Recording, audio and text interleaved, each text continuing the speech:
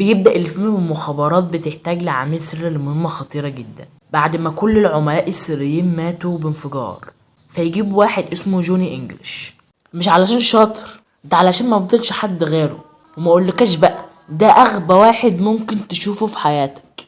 اول لما يدخل يقابل رئيس المخابرات، فجاي عشان يمضي على الورق، فساب القلم اللي معاه ومسك مسدس عامل زي القلم وبيقول ياه، كان عنده وانا صغير قلم حبر زي ده. فبيضغط عليه عشان يفتح، فبتطلع منه رصاصة بتموت الست.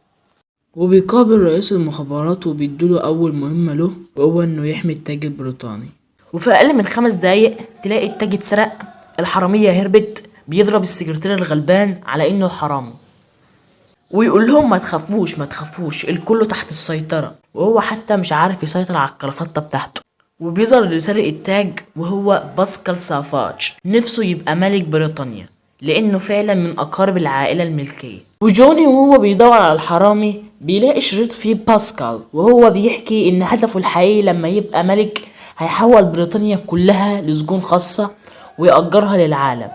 وبنلاقي الأعلام والحكومة بيجهزوا لحفل تتويج باسكال كملك بعد ما قال للعالم إن الملكة تنازلت عن العرش. وبيتنكر جوني على هيئة كاهن وبيحكي لهم على اللي يعمله باسكال لما يبقى ملك، وبيدي الشريط لصاحبه علشان يشغله، بس بيديله الشريط الغلط والعالم كله شافه هو في الحمام ومشغل الأغنية بتاعته.